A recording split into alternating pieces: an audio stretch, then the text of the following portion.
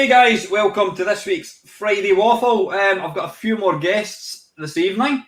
You probably know the faces. Starting from the top, well, it's myself, and to my right, we've got Ponder, Mr. Colin Jones. How you doing, Colin? All good, Al. Good stuff. You know the guy in the bottom right, don't you? He doesn't even deserve an introduction. I can't get rid of the bugger. And obviously, following on the success of last week, due to overwhelming response, we've got Del Boy back again. Thanks for joining me, Del. Yeah, a Selwyn Frogget magic. So how's the weather down in England? Shit. It's been absolutely lashing down for the last few days. It's just rubbish, really. Yeah, autumn's here. It's turned up. With a vengeance. It's actually been quite nice weather-wise, but it's bloody cold. It's really, really cold. I've noticed that in the last couple of days. So I think, I've got the heat on tonight. So how are we all? Are we all keeping well? Yeah. Despite... Just glad I'm not soluble. How's the cycling going, Colin? Are you getting out as much? Or? Yeah, back and forth work every day, without fail. I don't go out hobby cycling, especially in this weather, but yeah, back and forth work every day, without fail. How far is it you? 6 miles. How many? 6 miles each way. 6 miles each way. That's nothing on a bike. That'll take you about 15, 20 minutes? 35 minutes, 40 minutes, depending on the wind and the traffic lights. But I do stop at traffic lights. And you still putting out your videos with the cycling? Yeah. There's another one due up on probably Sunday. Mm-hmm. Good. Yeah, they come out regular. Good stuff. Right, anyway, listen, we'll just crack right on. Now, the biggest topic I want to kind of talk tonight, and it's a very broad subject, is emulation. I think there's an equal number of lovers and haters for emulation. There's a certain number of people that just, I've had comments, oh, why are you doing that under emulation? That's not a proper thing. There's some people that just detest emulation, and it's always about the real hardware. What's your thoughts on emulation? Firstly, I'll start at the top then, Colin. Do you emulate on your PC, or do you? I emulate heavily. I think it's probably the best thing to come onto the modern computers. The fact that you've got so much choice now. You can play the arcade games you played in your childhood or in your youth, in the pub or whatever, and without putting 10p in the slot or 50p for the later games. I think it's absolutely brilliant. I know there's a bit of an argument going on, which came up shortly after emulation became forefront, and that's about the legality of it. It was originally designed, of course, as a historical archiving thing, and has since become accused of piracy, which legally speaking, the companies who wrote the code do own the code. But when you're talking anything more than 10 years old, I think they've made their money from it. It should be released to the general public, open source, public domain, that's the word. Just like they do with the old Commodore 64 games, Amiga games. It's all open source. It's legal for you to go out and download them now. But with certain ROMs, certain companies like to hang on to it and milk it for all it's worth. They can still milk it, even if it's open source, because that's still going on. But, there's no need for the stigma for it. Real hardware is good. It's better than emulation because it's real, but it's expensive these days. And also, it takes up a lot of room. And when you've only got a small house like me, with a large family, there's not an awful lot of room. So I do have a Commodore 64 and an Amiga 1200. But largely, emulation, it just opens your world. Not only that, it's far easier to produce video with emulation than it is with real hardware. Because first of all, you've got to get an expensive capture device and hope it works. Get it all set up correctly. Whereas emulation, you can just screen share and whack, it's done. So much easier. And of course, you can do so many different systems in one stream rather than plug in one thing, plug in another thing back in. So yeah, emulation is a win for me, definitely. Mm-hmm. Panther, I know you're heavily at your emulation, aren't you? Oh yeah, yeah. If it's piracy, just let me fly the Jolly Roger now. I don't give a stuff, mate. like Colin said, these people have made their money. I understand, like Nintendo, because they do sell some of their old stuff on their e-stores, which, you know, that's fair enough. They do own it. If they want to sell it, that's up to them. Although it does remove a lot of the like fan translations of the games that were never released in the West. For me, I'm much the same. You know, it was MAME that opened my eyes to emulation. Then I looked at SNES and Mega Drive, and with the exception of the SID chip, which I only record my music from real SIDs. Otherwise, it's not. It's 99%. It's not quite, because they can't get the analog filters right. But it's close enough just for playing games or recording video. I'm more than happy to emulate. I mean, it's also, like Colin said, it's having the room. I mean, I've got an arcade cabinet, and it's probably, with all the emulators, it's probably got about 30,000 games on it. There's no way I'd have room for 1,000 arcade machines, 1,000 Mega Drive cartridges, 1,500 SNES cartridges, 20,000 Commodore 64 games, 15,000 Spectrum games. I mean, anyone that can collect that and have somewhere to stack it and make it look nice, like I've got a mate who's got a channel, David Retro Games Played Badly. His man cave is absolutely gorgeous. I mean, he hasn't got everything, but he's got this lovely room, and I'd love to be able to do that, but it's time, money, and space, and it's having the time, money, and space. So is it piracy? Is it a grey area?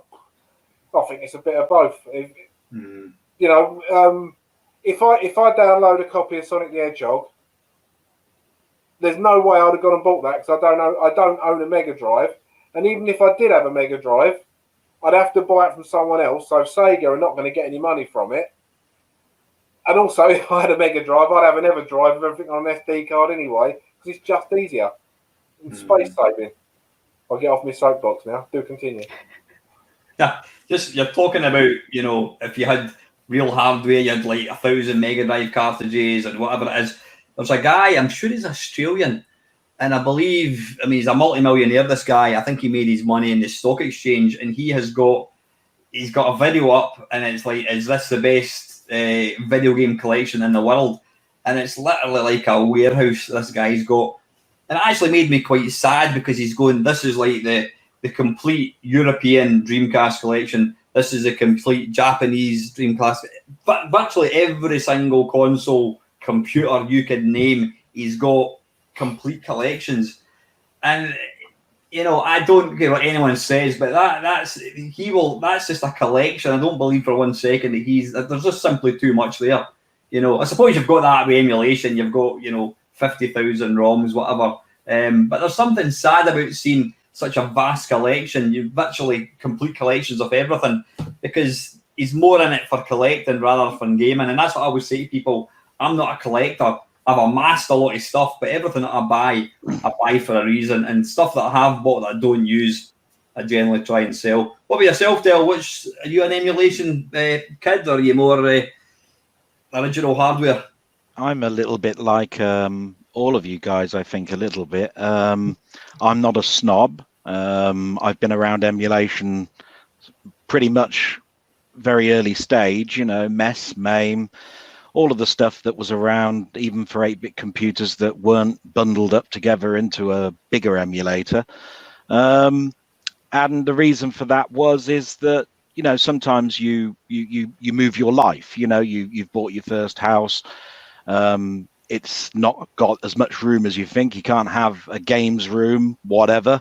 And reminiscing is something that you want. You've sold your stuff. You have, you know, getting stuff to buy is, even back then, sometimes quite expensive. And I think really I'm lazy. I have to say that I'm incredibly lazy, and I like it all in one place, and I can load it up and it's there and it's near enough. Damn it, the thing that you're trying to play. So I look at it from that sort of perspective, but I do also understand copyright law. I do understand law and legislation. One of those things is that it's a very, very big grey area. And I think it boils down to companies and IPs, you know, an IP being, right, Sonic is a major thing to us. So absolutely everything we've brought out in regards to Sonic, we want to protect that, whether you can buy it or not. We don't want you to pilfer this, have it as free, put it into this emulator, use it, etc., etc. And they've shown that by re-releasing it in Sega Ages packs and all sorts of stuff on different consoles every time it comes out, etc., etc.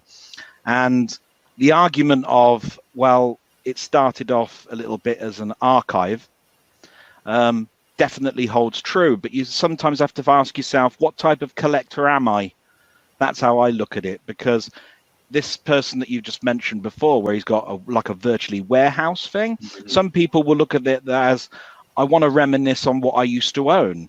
Some people will take it to the extreme and say, I want to have every cartridge and I want to have that very, very ultra rare one as well, even though they never had it when they were a kid, played it before or whatever. It's just the, right, I am one away from completing that whole collection. Obviously, with emulation and so forth, you don't have that argument. But some people are, yeah, what's the word? Snob. You know, I've got to have it all. I'm a total collector. I can't bear that one. When I've got that one, I've got my complete collection. But the trouble with a collector is, and this is to end it, you never end. Because there'll be something else. Right, now I've done the Genesis, I'm now going to go to the Master System. And then you go to that, and then you go, right, now I'm going to go to the Game Gear. And it just goes on and on and on. I've been there because I used to, you know, I mean, I still do comic books and all of that sort of stuff. There's a big hoo-ha about what's piracy in comics. If you look at how people scan, the argument there was, I'm scanning it because I'll never, ever own a 1930s comic because it costs 3.2 million for me to own it. Now I've got the scan of it. I can read it. It's never going to get damaged and I can enjoy it as much as possible. And digital is the way forward. Fair enough. But the trouble is those archivers are now scanning things that came out this week. And they're posting it all over the internet. Yeah. And basically you're now robbing people of the comic stores, and the comic stores are now going out of business. Along with the pandemic causing the problem. So where does archiving and piracy come in? And that's the argument. Yeah, I think emulation first kind of got his bad name was when I can still remember it. What was it called? Not Win UE. What was it called? Was it you? I'm saying I can remember, and I can't bloody remember it. What was the name of that? What was the name of the N64 one? ULE. Oh, I thought you was going to talk about Bleem, the PlayStation one, because that caught a lot of fun. Oh, aye. Oh, yeah, I remember that. Yeah, was it ULE? I think it was called. It was the very first N64 emulator. Now, I don't know if any of you guys are aware of Retro and Lim. I'm kind of affiliated to. The guy that runs that, he actually hosted the ULE emulator. And when it suddenly came out on the internet, he said he got something like 2 million hits over like 2 days, and his website crashed. But I mean, that was the N64 at that point was still very much a thing, and the fact that you could run Mario 64 on your computer, and the N64 was still £200. I think when emulation starts emulating machines that are still a commercial thing. Then I suppose that's why people get kind of a bit itchy. I can completely understand that. But, as you guys say, once a game is no longer commercially available, like probably 99% of games, then who are you actually robbing from? Is there any victim in downloading ROMs? I mean, I know is it the World of Spectrum website, there's quite a few companies, I think, is it Ultimate or Rare, whatever you want to call them, I think you can't download their stuff. Codemasters, Christ knows why, Codemasters don't allow you to download their stuff. Obviously, Nintendo, they're still... I think Nintendo, when they... I think since they took out the stance about removing all these ROMs, etc., then the whole downloading emulators, or not so much emulators, downloading ROMs is now a lot more difficult. No, it's not. Is it not? Yes, you know where they go, I suppose. Thing is, you know what you were saying earlier about the guy with his room full of stuff, and there's no way he's ever going to play them all, and they're just sat there like a museum. Well, I've got a lot of complete ROM sets, and I'll freely admit there's a lot of games that I won't ever play. But there's games like Pilot Wings on the Super Nintendo. I'm not really a fan of that game, but I remember my brother loves it. And if my brother comes round, like he does rarely, because we live quite a long way away, but if my brother was to come round in, he's like, "Oh, I really fancy playing Pilot Wings." There you go, mate. I've got it. You know, so if anyone wants a particular game, I've got it here. I've got it here to play, and you can't just go and buy them. Yeah. I mean, when I do my live streams, I mean, I think it's fantastic that when I'm doing my live streams and somebody comes up with some really obscure game on the BBC, I can almost guarantee that I've got it. If it wasn't for emulation, you know, it would be a lot more restricted. The collector mentality, though, is going to be Pilot Wings, if you want to take that into consideration here. The collector will go, I've got that. Right, now I'm going to get the Japanese one. Now I'm going to get the Korean one. Now I'm going to go and get the Spanish one. There's a little pixel or something different in this particular version because it was slightly coded, and they made changes and all of this sort of stuff. And you've then got to have every version of Pilot Wings, where someone like Panther does it legitimately. He goes, well, I just want that one, so when my friend comes round, it's there. But that mega collector is just not going to stop there. Mm-hmm. Even to the point that, you know, if there was a game that came out and it was pulled because it was absolutely pish, then you can guarantee that game will become very, very sought after. So that really proves that there are people who collect for collector's sake rather than the medium. And I must admit, it always makes me really, really sad when, you know, you see people posting pictures of their collection and it's like this Japanese Dreamcast and it's still sealed, or a picture that a game, all these games are still sealed.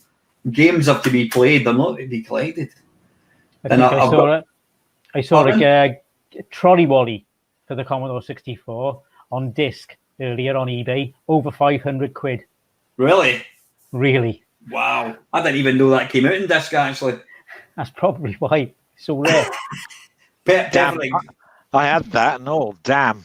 I could just do with 500. You had the disc version of that? Yeah, I had the disc version of that. And I bet you threw it in the bucket or something, did you? It went with the system when I sold it. Got an Amiga.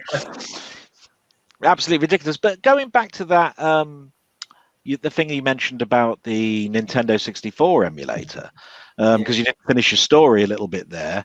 Do you know what happened to the coders of that? Did they actually get hired by Nintendo? It's a bit like Napster. I heard that when Napster came out, it was a big thing, and then they wanted to get the programmer that actually did it, and they incorporated it then into the music industry, and it was actually then built into the whole of the system.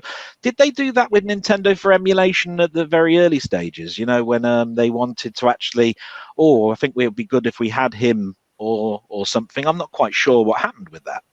I'm not too sure. I have no idea. I think it was up for a couple of days, and then it was like, obviously it was pulled after a short space of time. But I know I downloaded it.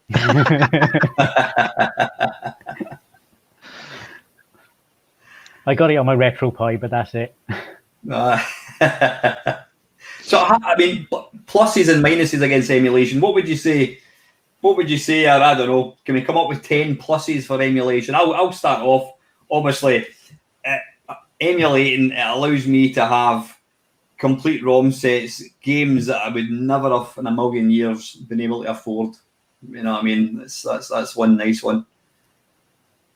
Yeah, it allows you to create video content for the computer with great ease. Everything's free. I mean, it's a great way to preserve history.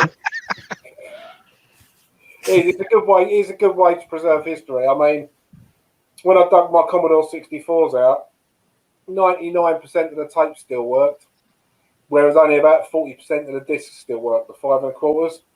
So, you know, I've managed to get I managed to copy to the PC and back with a little Zoom floppy doodad that lets you write to a 1541. I've managed to redo my disc copy of The Hobbit and William Wobbler and The Last Ninja, and I've just found like exact images with none of your training bullshit or anything on it, and put them back onto new discs, and I've just removed the labels and put the labels onto the new floppies.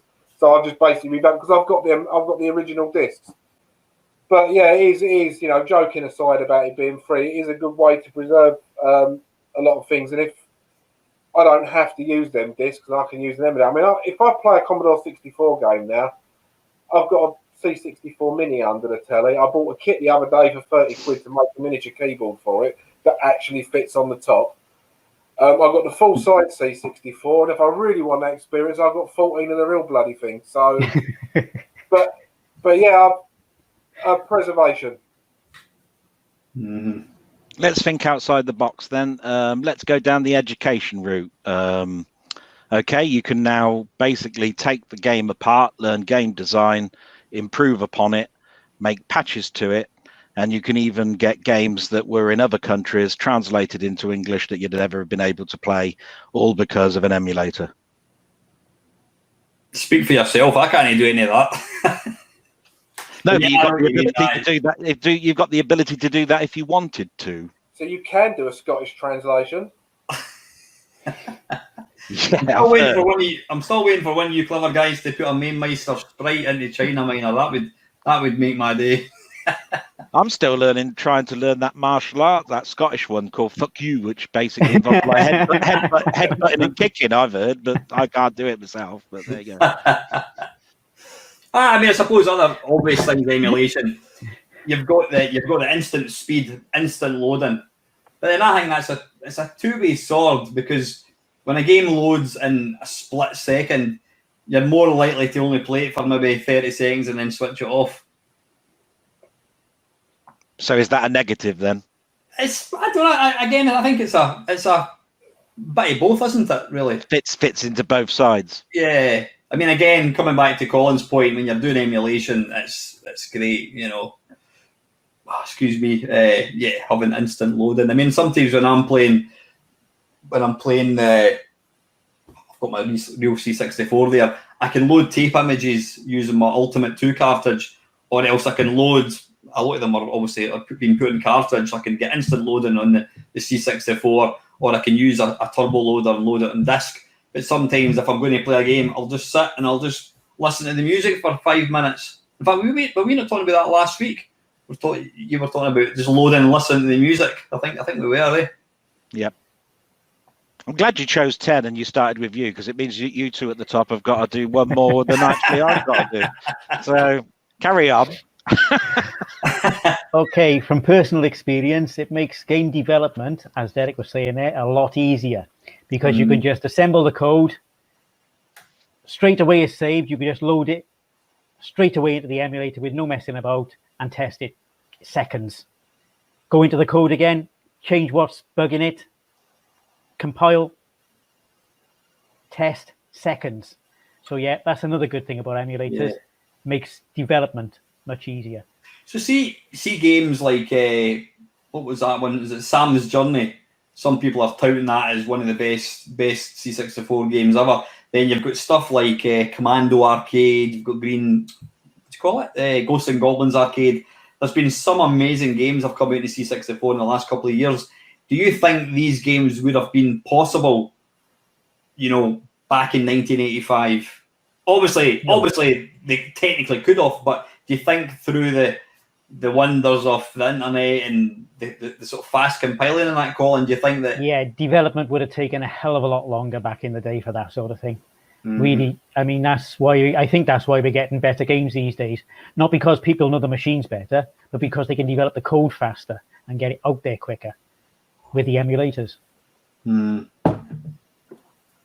Or even if they don't use emulators, they use modern development on a computer and copy it over using modern systems like SD cards or serial cables. Much faster. Mm-hmm. Well, another positive I'd go for is portability. Like phones, you know, GPDXDs, you love your NVIDIA Shield. I don't know what Colin's got handheld wise, if at all, but I know Dell bought the little machine he showed us the other week when we was doing the live stream. Yeah, they're just portable. You know, I've got I've got a PC Engine. I paid for Emulate because it's probably a one. I've got a PC Engine on my mobile phone. All you need is a Bluetooth controller, or if you can stand them, on-screen controls, and it's there. And I've found with consoles and a lot of console emulation, because there's no, and I suppose with discs there is, but with a lot of the cartridge-based stuff, because they've ripped the chips exactly, there's no real, like the issues you had with the SID chip, with the analog filters. All these like console ones, they're pretty much all digital, the chips, so they're like one for one. You know, if you've got the right shaders on for scan lines, you can't tell sometimes if it's an emulator. And being able to have a portable one on my phone, on my GPD, on my laptop, you know, just away from the main computer is brilliant. More ways to play. Yeah, I mean, as I mentioned last week as well. So, was that thing is that the same thing as I bought? Was it? Yep. Yeah. I got this on your recommendation. I think Panther came up with two there, really. But let's see if I can think of another one. I think a really high point is basically you can now go on dead systems. What I mean by dead systems is dead systems are now alive. You know, if you used to reminisce about playing on a Binatone or a Grandstand Pong machine, you've now got Pong. You try finding a working system, or there was a system that only sold so many units. There's somebody out there that remembers it's coded it, put it out as an emulator, it's there. So that's, I think, a positive, because you know, basically you now can experience something that you never owned and you never will own. And there's a certain only few people that even have that hardware now still working and alive. So there you go. That's another positive. Yeah. Did you see a couple of years ago, Alan done a video with his mate Neil where they set up a Pinball machine. I'll tell you what, them trying, I don't know if you've seen it, if you was watching the channel, and it was a few years ago, him and Neil trying to set up this Pong machine, and they got the best picture they could, but it looked like the worst horrific version of Poltergeist ever. And they did the best they could, but he could not get a picture, could you, on that CRT? You get the thing you tune I remember that. But there's another reason. I mean, basically, you can now port this across and have it working on modern monitors and so forth, can't you? So, I mean, you know, certain systems you just will not be able to do because there aren't that many of those display units to be able to do this on. I mean, I heard something the other day where the Game Boy is now suffering from that LCD problem. Basically, light has got to it. It uses actual ink inside there. So basically, those systems are now breaking. The screens are getting harder to get hold of. Eventually, you will have that as being extinct. Well, you ain't going to have that, are you, if you're going to display it on, if you can emulate it and display it on modern displays, because it will just be instantly portable. So, you know, there's another. Oh, I'm sorry. That means that you've got to think of something, Alan, and it's getting harder and harder for you to come up with something, isn't it? So well, there you go. Before I forget, obviously you've got, and that's not something I really use, you've got the save states thing, which you just wouldn't get. You know, 8-bit machines, you couldn't, some of them you didn't have, you had a password, whatever. You've got that, and I suppose technically you can also run games will look nicer on emulators than they did in real life. And case in point is my nemesis, the N64. I've got no love for the machine for two reasons. You plug an N64 into an LCD and it looks absolutely shit. And generally emulators don't really, you need the proper controls, but like the N64 emulator on an Android is perfect, and they're running at a much kind of higher frame rate. They're higher resolution as well, so you're getting a nicer looking game than you would have. And just quickly as well, you're talking about the Game Boy screen is going to go out. That's probably the only time where I don't use original hardware. I mean, I've got a Game Boy, it's got a light behind it, but I've also got a GPD XD. Now, if I'm going to play a Game Boy game, I could use it on the Game Boy. It's heavier, it's clunkier, and you've got to hold it at a certain angle, or else I could play said game on a lovely modern system like the GPD, and it looks beautiful. So I would always prefer to play it on a more modern machine. You know, so right, over to you, Colin, if you can come up with any. Oh yeah. Well, all the games you used to look at in the magazines and think, oh, I wish I could get that, but I can't afford it. Well, now you can play them all without a problem. Even if you haven't got the machine anymore, you can still get those games and see what they were actually like. I mean, can you imagine, you know, and I keep saying this, can you imagine back in 1985 when you were standing in John Menzies with your £10 thinking, well, I can either buy Beachhead or I can buy Ghostbusters or I can buy that. If somebody says to you, by the way, mate, in, I don't know, 30 years' time, every single game that has ever been released, you can play on it. It's not going to look like a Commodore 64. It's going to be a computer with a big screen. You're going to be able to play every single game for the C64, the Amstrad, the BBC, the Spectrum, that Mega Drive that you can't afford. You're going to be able to play every single game. You're going to have them all. And see all these arcade games in Blackpool. You're going to play all them as well. And you know what's even better? They're going to fit on that. The entire collection is going to fit on that. You know what? From last week, I reckon that was a bigger one. What do you reckon? I don't know if he held it to the camera closer. I reckon that was bigger. One, you know, I've just never moved it. Now, Alan, I tell you, he's only a little fella.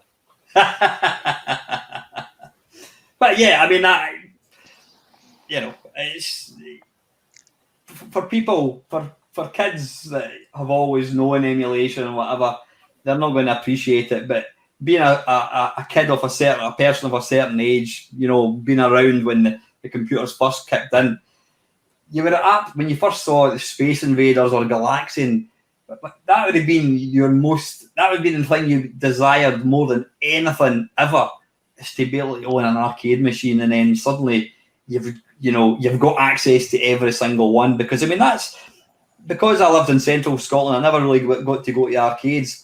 So 99% of arcade games, the only version I knew was the C64.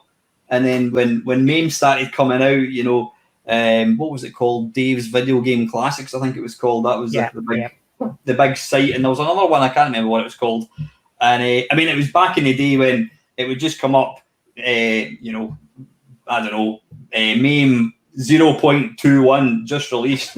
These are the new ROMs. And it was just like Paperboy, click, save, dunk, dunk, dunk. Or else you could get a download manager and just go, and you could highlight them all, download them all, and it just saved them all to your floppy disk. It was that easy back then. And it was like all your Christmases coming at once. I can always remember somebody said, "Oh, we've just heard that they're working on Year Kung Fu." And I'm like, I could not wait. That getting to play Year Kung Fu and all these other games was better than anything else. Just amazing. And even now, I still think MAME is the best bit of software ever written. Just fantastic. Well, I mean, the case in point is, you know, carrying on from what Colin was saying about being able to play all them games. The other night, you did a live stream that I somehow inadvertently stumbled into becoming the manager of, and you played 13 different versions of R-Type. Is that how many there was? If you include the SNES one, and you know, you started with the arcade one, and I tried to mix it up rather than alphabetical order. I was trying to do all the 8 bits, 16 bits, blah blah blah. So we kind of went through the lot, and you know, without emulation, you would have had to have had 13 systems set up, all the games loaded, some massive switcher box to flick between each one, so you could capture it, put it into OBS, and then broadcast it on the YouTube.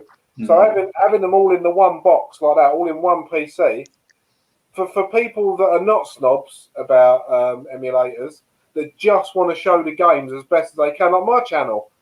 On my channel, everything is emulated except for the Sid Effects videos. And like when I do a Commodore 64 video, if I've got like, I normally do my intro, which is from Real Chips, And when I talk at the beginning and at the end, I'll normally put a real hardware recording under that. But all the other sounds you hear throughout the whole of the video is all emulated because it's close enough. You know, for some silly sod like me talking over the top of it, you don't need to hear the real chips because half of it you can't hear because I'm blabbering away like a moron. But, you know, if it's just so much easier to have it all in one big box. And that goes, you know, it's basically what Colin was saying. All them games you wanted to play, there they are. Mm-hmm.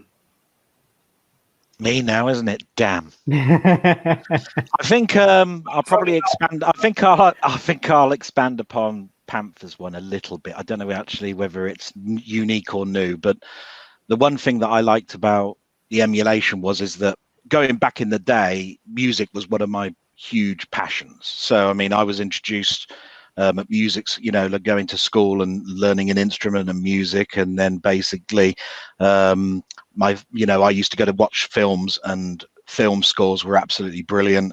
And then when I got to computers really expanded totally, you know, that 80s synthesizer type era and computers. And when the PC and the CD came along, I used to get a game and I used to go into the directory and see, oh God, there's little audio tracks here. Right, I can take all those out. Now, with an emulator and with all of the stuff that we've got there, I can now have a whole music library of all the different systems sounding exactly like they are, and I can actually alter the tracks, listen to just certain tracks, and learn music of how that music was actually composed just by an emulator. Mm-hmm. Actually, while he's talking about music, I just want to personally say thanks, Del, for the copy of Audio Surf you gifted me on Steam the other day. I loaded it up, and I thought, right, well, he said Sid music, so I put on like a tame Sid track. I did a couple of tracks, and I thought, well, this is not very fast, is it? So I put on Rain Blood by Slayer. Jesus! All of a sudden, it builds up. I don't know if either of you have played it. It builds up with like slow music. As soon as the music speeds up, it goes bang down like that, like a roller coaster. And when the second fast bit of that comes in, and when Slayer are quick anyway, it just drops off a cliff. And I thought, oh, this is what Del was on about. Cheers for that, mate. I thoroughly enjoyed that. That's going to get a lot of play. I'm so sorry. It's just one of those things where I asked Alan to open a channel and said, look, I'd love to know what you guys is of Steam, your codes and all of this, and PS4. But the whole reason for it was not only to have some friends and possibly have a chat or something if I'm on, but it's just that I got no end of codes. I've bought game packs where you've already got that, so here's that code you could be gifted, but they're time stamped.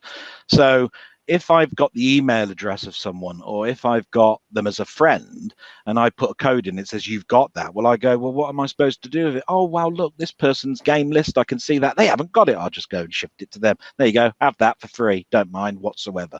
But of course, I haven't got everybody's email address. But the audio surf that you've got is the older version. There's a newer version. What I wanted you to do really is probably look at Lucosa, because he's basically loves both of them, but he'll say if you've got the second one, you don't need the first. You've got the first one for free. You might want to take a punt for the second one, wait for a sale. It might be £1. It's such an old game now. They haven't made a third one. I actually wrote to the coder and said, you know what? You'd make a killing if you ported this to a phone. There are so many people that will want that mobile, but it's still only a PC related program. So, there's lots of beat programs, but that was the reason why, Alan, I wanted that channel, is because I could do things like that for Panther. So, and that was my pleasure. Mate, really was.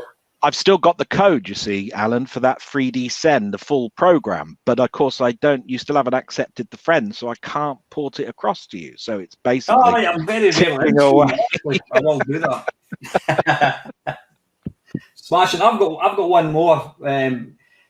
Obviously, with emulation, apart from sort of making the graphics look better, as I've done a couple of times in the live streams, being able to just change the clock speed to like an extra 25%. It's fantastic. I mean, I can't remember. There was one game I was playing a couple of weeks. I can't remember for the life of what it was. I think it was a Spectrum game or something. And just barring it up to 200%, it makes it from like pretty pish to this is actually a really good game. So you can, to be able to enhance that was game. either a flight simulator or a racing game. Aye. The only problem with racing games is the clock obviously goes down at twice as quick as well. That's the only problem. I think coders are looking at that actually, because the one thing that you'd really like to do is speed up just some part of the program and keep the other one at the normal speed. And I have heard a few forums turning around and saying, well, we've recognized that for years. It's just incredibly hard to do. But as you get more into custom chips where there are, you know, the Amiga is split into all sorts of custom chips, they all have their own co-processors. It is possible that you can actually just speed up that blitter or that sound or that program. At the moment, it's just throttle and the whole thing goes. You know, it is unfortunate on that. Wait for the Mega 65. I've seen a couple of videos on that. I can't remember what. I think it was either 8 or 12 megahertz. I saw someone ramp up Driller. You know, the old freescape. Oh yeah. Oh mate, it was absolutely spot on. It was as smooth as you like. It was like pretty much 30 frames a second. And that's Driller. And that was on a Commodore, you know, well, it's a Mega 65, but it will be, you know, a Commodore 64 game. Much you can do that with the Specky Next, can't you? I think. Turn it into a fast calculator. Yeah, I'm taking the piss, by the way. So stuff like that, like you're saying now, yeah, when that comes out, that's going to be all FPGA based. So it's sort of emulation, sort of not. Well, is FPGA, does that count as emulation? Because they are hardware implementation, I think they call it. It's not so much emulation. They create because from what I understand about FPGA is when you make a chip from scratch, you start with an FPGA, get it coded on there, and then it's permanently fitted to a die to actually make the chips en masse. So FPGAs are more expensive, but they're more flexible, and they will give you a practically identical. If you get the core program correctly, they'll give you a practical identical to the real hardware. Yeah, there's only a 5% difference on that. I mean, if you think about the SID chip, the reason that all of the versions sound so different is because there is a tolerance section to this, and there's imperfections. You can't FPGA an imperfection. So there is a limitation to that. The SID chips, no two SID chips sound the same. No, so that's right. So FPGA is great, but it can't. You know, the imperfections really. No. But I mean, the 8580s are a lot closer together than 6581s all over the shop. The Mega 65, apparently, they're looking at either it's going to be an expandable cart you can plug in, or actual things on the main board to plug in at least 2 SID chips, like real ones. So we'll see how that goes. I've got a couple knocking about the place. Yeah, you see, to me, FPGA is part of the future. I mean, Alan's talked about this quite a lot, and I've really wanted to sort of like interrupt him and say, "Oh, shut up a minute! I want to talk to you about this." Because there's edgeways. But we were talking about backward compatibility, and there was a question that I raised, and I turned around and said, "Does it hinder?" Right, and does anybody really want backward compatibility in their consoles anymore, and all of this sort of stuff?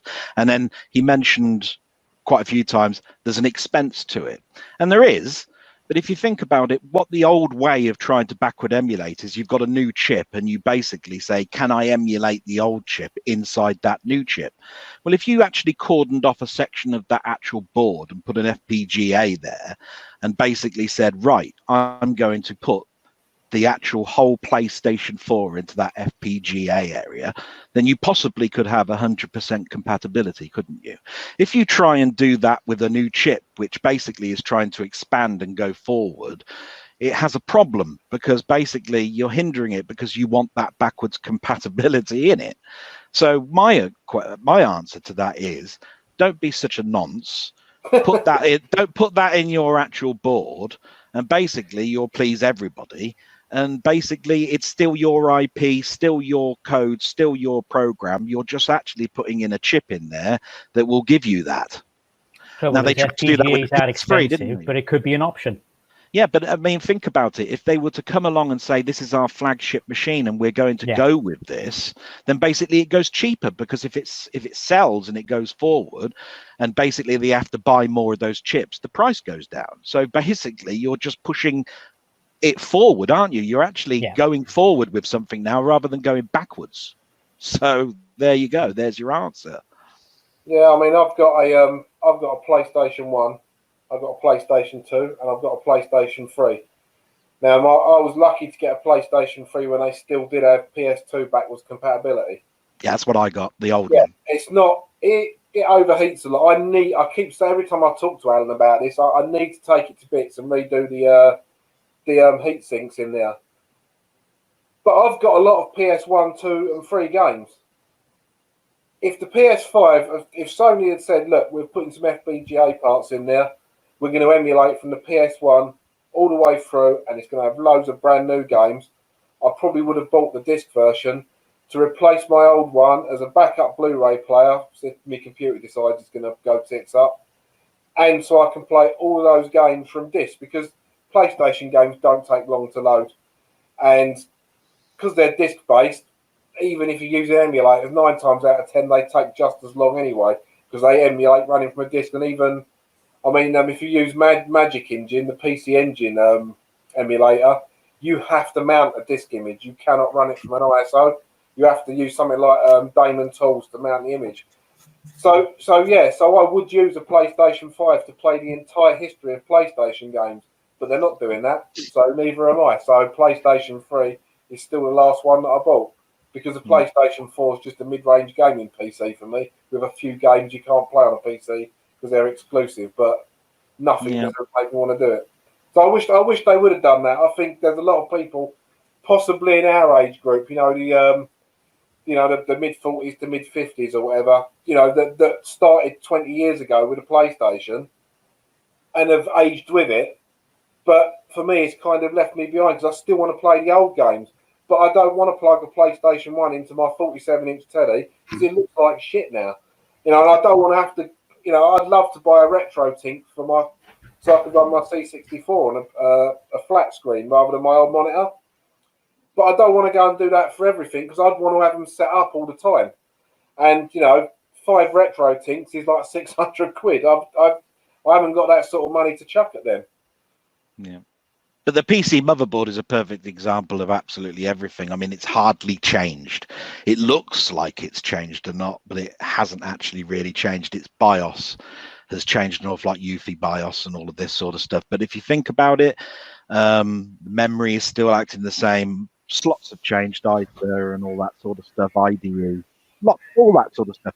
But it really is backwardly compatible and virtually made exactly the same way. And somebody turned around and said, the only way that the PC is ever going to move forward is you radically change the board to be now what it's supposed to be in the 21st century. You can't keep sticking back to how it looked back in those 80s boards. And there's the problem, because they never will. Not that I will see in any time soon, if you see what I mean. Well, my friend, I've met him a few times on the channel, Jeff. He's always said to me he's quite happy to have the one box now. I think he's got a PlayStation. Yeah, he's got a PlayStation 4 and a PC. And he's always referred to the PC as the Borg. He said it has literally assimilated everything. He said he plays games. His channel has got everything from Commodore 64 to recent PC games on there. He's a gamer. He'll play, if he likes a game, he don't care what system it's on, be it Spectrum, Amstrad, whatever. He'll play the game if he likes it. And he said the PC has assimilated anything. I've got that big cube. I don't need bugger all else. That's all he needs. So that's it. He's likened to the Borg from Star Trek. Is his avatar something like Locutus or something? No, is he really something like that? No, it's a cute, magical Japanese girl, actually. So is the PlayStation 5, is that going to be able to play any? I think it's going to play PlayStation 4 games, is that right? Some PlayStation 4 games. So how does that work? When they're actually ported to the PlayStation 5 store, from what I understand. I haven't looked too much into it, but I've asked my mob who are getting them. I've heard pretty much what Ponder said, and apparently the biggest hoo-ha and the biggest talking point at the moment is you'll be able to do this, but you probably won't be able to copy across all of your saves, all of this sort of stuff. So yeah, there's this question on how backwardly compatible is it going to be, and then you're going to have to start from scratch. It's pretty much what they're saying. Yeah. Isn't it? When it gets to that point, I think they should either just say, like, forget it, there's no backwards compatibility, just leave it at that. I mean, Panther, I would love to be able to get rid of my PlayStation 1, or sorry, technically it's called the PlayStation. I would love to get rid of my PlayStation, PlayStation 2, PlayStation 3, PlayStation 4, and just put a PlayStation 5 under the TV, but because obviously it's not going to be able to support that, and I'm not a big fan of, see, like, was it the PlayStation, was it the Xbox 360? I think it could play so many Xbox games, I think. So did they have to like support it on a title by title basis rather than, so why can't it just play them all? Is it because it's got to be programmed from the ground up or something? How does that work? I don't know. Perhaps they have to write a little bit of code or something that you get from the store. It's probably the way mapping works with certain stuff. It just will not play. That's why you need DOSBox and all sorts of stuff to make things work with a PC, because it is pretty much a PC. But I think, yeah, I'm totally agreeing with Alan. Really, I think you need to be a bit Scottish about everything with this. You need to turn around and say, bugger this. Grab it by the balls and say, we're going to go forward, and there's going to be no backwards compatibility. We've got the hard nuts to turn around and say we're going to do that. And that's why I say you got to be sort of Scottish with this, because you're always hard, aren't you guys? So and that's where emulation comes in again. Yeah. The thing is, I mean, it would be nice just to have a one box fits all, but I mean, you go into CEX, whatever, with 20 quid, you can come out with about 15 Xbox 360 games. That now is the time to buy these. They're absolutely, they're pennies. And the same thing will happen with the PlayStation 4 probably in about a year's time, whatever. But the other thing that you got to consider here is there's another. It's all money, isn't it? Everything is a business. So if you've got a range of something that's all different powers and speeds and so forth, the developer has a high problem with turning around and saying, well, who am I targeting this? Am I targeting this for the person with the top end machine, or am I targeting it for the person that's the budget? And unfortunately, what that basically means is, if you're going to cater for all, you either hit the middle ground or you just do it for the bottom one, because that's where your money is. So basically, these people that say I'm a pioneer and I've got the highest version, half the time, and definitely 10 years ago, you'd be going, well, you can be in as elite as you want because I've got the version and it plays just like yours, because they're not going to develop it for that side of the thing. So there you go. Classic example there was the Commodore 16 versus the Plus 4. Yes.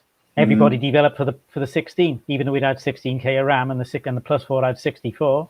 Everybody they just went for the 16 because that did everything.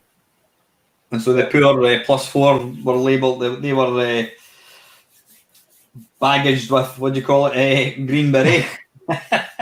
Because Microsoft and Sony annoy the hell out of me, because they flummox everybody with all these different versions, Xbox One, Xbox X, Xbox S, all of this sort of stuff. Really what you want is like probably 3 models now, and that would be, you've got the one with the disk system, the one that's the digital system, and you might even want to do the one that says this is the digital system with backward compatibility. There you are, catered for it. There you are. You won't have the physical media, but there you are. You've got a digital one, and you can actually download it and play it just like it is. So you've got 3 versions. What do you want all of this slim version, S version, X version, one with light version? Light version. It just annoys the hell out of me. And then, of course, later on, a couple of years down the line, the digital version's the one that they close off straight away, and you've only got the physical version, and then it's all totally gone to bits, and you've got the newer version. So basically, it's all a matter of hoarding all the chips out of them and using them somewhere else. All the USB ports are going to be used in the new one, so they'll just go to their warehouse and go, right, dismantle all of those that we built that we didn't sell. We'll use those parts and put them into there. Commodore did that for years. Yeah. Just getting back to the subject of emulation, what is is there a system that has never really been emulated, do you think? Well, the Nintendo 64 still has patchy emulation. It's never been. I mean, the leak may improve that. However, the emulator developers won't use the code from the leak, because then Nintendo will just jump on them and say no, can it altogether. So yeah, but the Nintendo 64 still has imperfect emulation. I think you've got to go back a bloody long way to find something that's a dead system that you can't do. Something like a machine that had punch cards or something, because that would be more physical. You know, something that's got valves and lights that shows you what it is. You know, I mean, what's the point in emulating that? But I think the emulation problem is when you get the more powerful machines, the more modern machines. But you don't need to emulate them anyway, because they're still running, still available in droves. I think, I mean, the Dreamcast emulation has been a thing for quite a long time, and yet I think they seem to struggle with the Sega Saturn for quite a long time. I don't know what the Sega Saturn emulation's like. I mean, I've got an emulator built into my Coin-Ops, and it plays games flawlessly, but there just seems to be certain systems that seem to be quite difficult. And I would say even, maybe not now, but even the Commodore Amiga emulation was still quite patchy. I mean, you've still got to fuck about basically with the settings. There's no one size fits all, whereas, you know, your Mega Drive emulators, whatever, you load a ROM and it's just perfect. So some of the stuff like the Amiga was still a bit kind of flaky. Have they emulated Computer Space yet? You know, like the first arcade game. I've just looked in MAME and I can't see it in the all games list. What, Space War? Computer Space. Do you know the one? I remember Space War. I thought that was the first thing that Atari, I think, isn't that something that Atari developed? That's that Debney bloke that basically created that, didn't he? I know there's one Mole Hunter which hasn't been emulated. I didn't hear that one. What was that called? Mole Hunter, a game I used to play in Port Call. That's never been emulated. Mole? We used to have a rotary control on there where you used to go around, you used to bash the moles on the head, and you were chased by the grandfather mole. You were a peanut farmer, basically, and you had to stop the moles from eating your peanuts. But yeah, that has never been emulated. I thought he was going to say whack-a-mole then. I thought, no, I ain't at all. You know, A, I haven't got the hammer, and B, it wouldn't last very long at my house. No, this was purely an 8-bit machine. What would you, in your opinion, what would you say is the best? I don't mean, it's the best system, but the most refined emulator. Is there one particular emulator you say is just perfect? I've got one, but I'll let you guys answer first. Perfect. Oh, blimey. I'll go then. In my opinion, it's got to be Keger Fusion.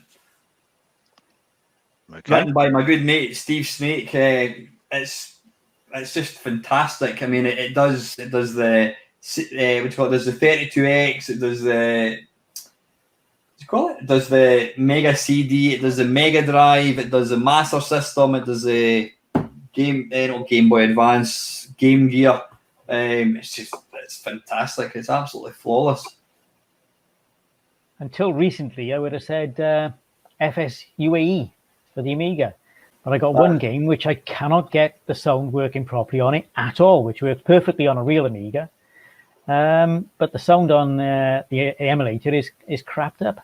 But apart from the SID emulation, I think Vice is pretty much spot on for the Commodore 64.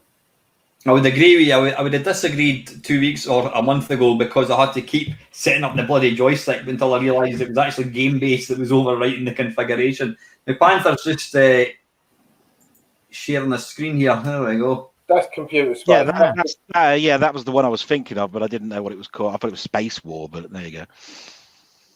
Yeah, it generates like lots of stars, doesn't it? And it's like a little shooter type thing, isn't it? It's an odd-looking thing. It's a wonder. It's a wonder arcade machines took off if they look like that to start with. Now I don't know if MAME emulates it, but I remember going into the arcades very, very early when I was a kiddie. I must have been about 7, which was a shark game, and I think it used film. And when you shot the shark, it sort of like died in a sort of like thrashing manner. I don't think those have been emulated. Yeah, that was. You can see that in Jaws. There is a bit in Jaws where you can actually see them playing it. You see it. No, I remember that vividly and going, "Oh, I love this." But of course, the best emulator is the one I've written. Now, it's called IESU. You're never going to see it. It stands for I emulate everything sod you. and eventually I will release it, but unfortunately, until I actually do, it is actually the best emulator out there. Just a shame you're never going to see it.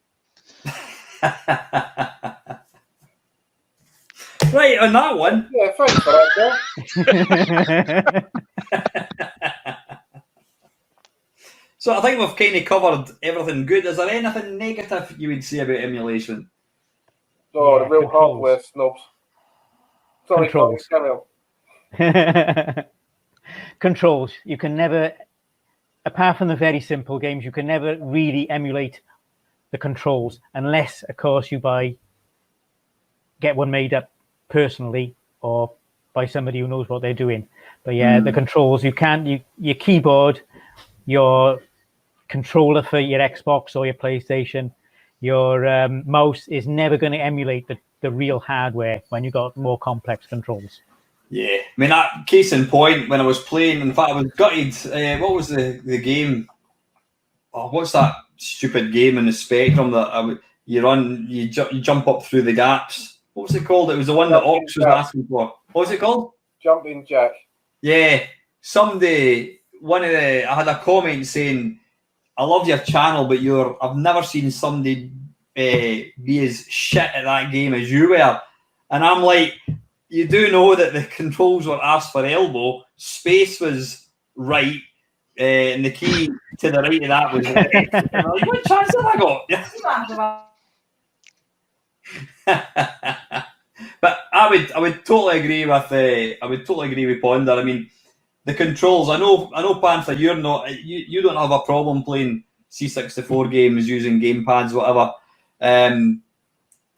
I'm not a fan of that. I think having the proper control, proper 8-way joystick, Atari joystick, that's what we call it. The Atari joystick with computers, to me, is a big thing. No, I don't care, mate. As long as I can play the game, an 8-way pad. If I'm sat on my sofa playing a game, I've tried with the remaining joysticks I've got for my Real 64. The Competition Pro copy, I've got two of the DC64 ones. One's really good, one's really rubbish. One of my the C64 joysticks is absolutely lovely, but after doing that for about 10 minutes, my hands ache because I've got used to that, and that's fine. If I want to play with sticks, I've got my arcade cabinet. It just doesn't bother me. I've got no nostalgia for the joysticks. I had so many when I was a kid growing up. I must have gone through hundreds of joysticks. And I think apart from the Competition Pros, I think I've never had the same joystick twice. So I've got no real attachment to them. And I find pads are just easier to use. I'm not thinking of joysticks and stuff like that. I'm thinking more like the analog controls, like spinners and yokes and things like that. Or yeah. You've got rotating joysticks, like in the Atari Warriors. Aye. Yeah, he's right. He's right on that one. I mean, for my emulation, I've got a USB SNES pad. I've got a USB Mega Drive / Genesis pad. I've got PlayStation pads. I've got adapters for PS2, sort of like PlayStation 2 pads. I know you can get a USB GameCube pad. That's supposed to be one of the best controllers ever. My boy reckons it's nice. They look all right. I'm not really using them. Yeah, that's lovely. You can get USB solutions to do this, and you can get USB Competition Pros. You can get, if you really want to use a joystick on a computer without buying an adapter, you can buy USB versions of practically everything now. But me, no, I'm not worried. I've got no real nostalgia for the controls. My nostalgia is more what I see and what I hear. So, as long as I can control it, I don't really care. I'll tell you one thing I have noticed with the Xbox. The D-pad's great for things like changing your weapon and engine status on something like Elite Dangerous. But when I first started recording videos, I was using the D-pad on that for the Commodore 64 recordings. I couldn't play for shit. Every time I pressed down, he'd go backwards. And I'm like, what's going on here? So I switched to a PlayStation 2 pad. As you know, a PlayStation, instead of being a round thing with directions on it, it's 4 separate buttons. And that totally changed everything. Although on my latest video, I did a very surprising run through of Hypersports. I did that on the keyboard because everyone can play them games on the keyboard. You have to. No, Yeah. other than I was going to Any say, tips for yourself at all, mate? yeah, I was going to say, other than the fact that Panther tried to hide the fact that he doesn't do a little male activity ending with ing anymore, and that's why his hands aren't as strong as they are anymore. I would say, I would say. Can I have that in English? Well, what ends with ing, and what do you do with your hands, and what's a male activity? If you can't work that one out, well, you've got a wife, so it doesn't really matter, does it? Yeah. Now, Well, normally vape in one hand, beer in the other. I don't know what you're trying to say. but anyway, segueing away with that, I would say for me, complexity and accuracy is probably two negatives on that. They're getting better, but at the end of the day, look, say you're not IT savvy, but you remember the Amiga back in the day. The Amiga was simple. You turned it on, you put a disc in, bang, there you were. There's none of this in the emulator of setting up the RAM, fast RAM, the disc 1, disc 2, all of that sort of stuff, choosing which kickstart there was. Most people would have done it in ROM anyway, but of course I had an A1000, so it was on disc. But what I'm trying to say is you can sometimes alienate your audience because the one person they want to emulate, this person who's not IT savvy, is the Amiga, and they've got a huge hurdle that they've got to understand to actually get it up and running, and then it's not accurate and they go, I'm let down by this, and you can sort of then alienate because it's like, I'm never going to go back to that, it's just too complex for me. But it is getting easier, but there is a complexity to it, and that's probably a negative. I think Colin mentioned FSU UHE, whatever it is. It was yourself, Panther, that you gave it to me. I downloaded. It was the latest version. I couldn't get to work with. Basically, is that a skin over WinUHE? Is that what it is? It's not so much a skin as a kind of rewrite. It uses a lot of UAE's code because you've got the bit where you set. I don't know if you do hard drives, if you do discs. What I do on that is, if I've got a game that's on 3 discs, I'll set it up and I'll save that, and then I can use that in something like Launchbox, so I can switch the discs over. But I don't know. Maybe I don't know. Either of you, other two, know if it's a skin over WinUAE. I thought it was like a ground up thing. It has been written from the ground up. From what I know, I use FSUAE quite a bit. The thing about it is it's made things a lot easier. You can now import games in.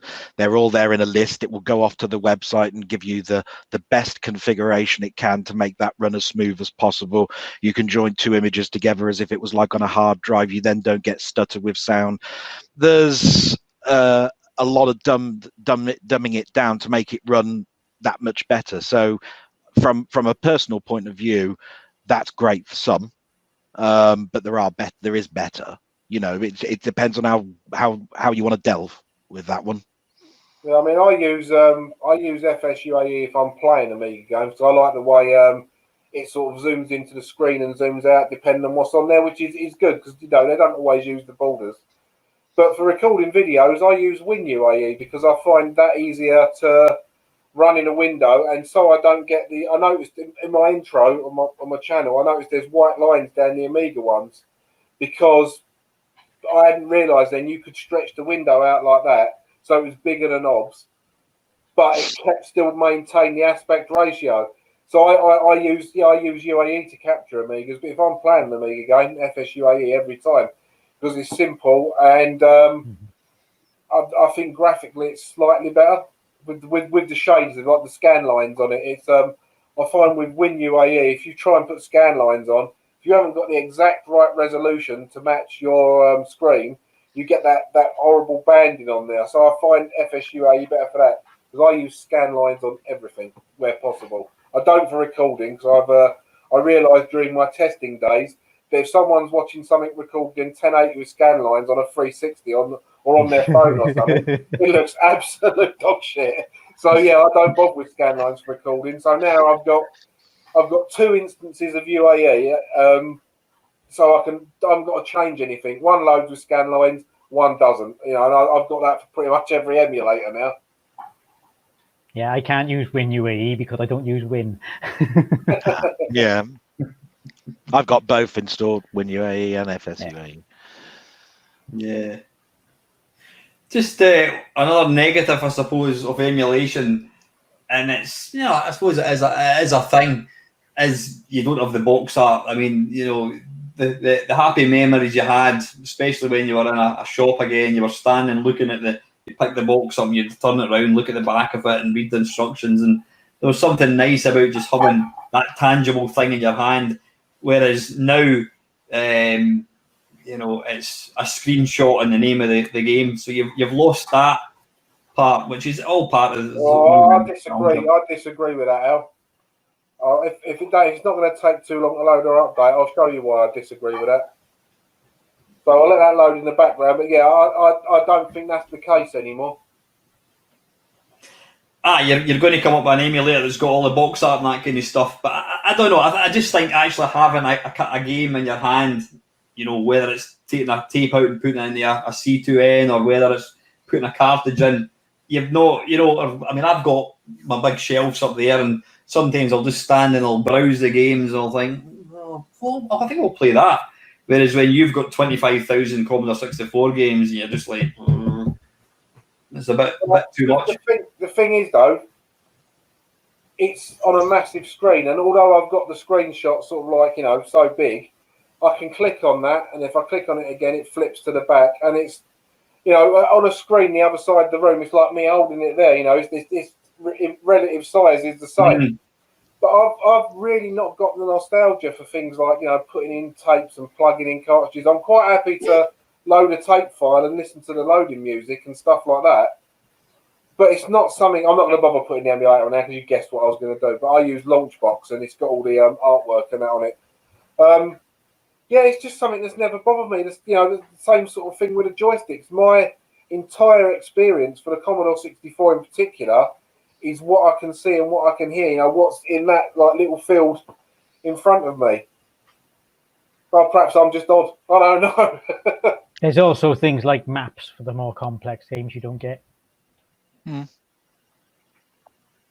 well, I'm pretty sure a lot of the ones I've got scanned. All the, you know, what they used to call them feelies, didn't they? Used to get in with the a big box Amiga games. Now I think a lot of them I've actually got scans of that came in with the downloads. So yeah, I know what you're getting at, because I still have got a cardboard box in my garage with loads of Amiga games in it. So, you know, I have got, I think there's one called Life or Death where you have to operate on people. It's an operation. That's, I mean, it's very topical. It's still got the mask in there and all that. Yeah, it's the complete thing. So I know what you're saying, but it's nice, but it doesn't bother me. Mm-hmm.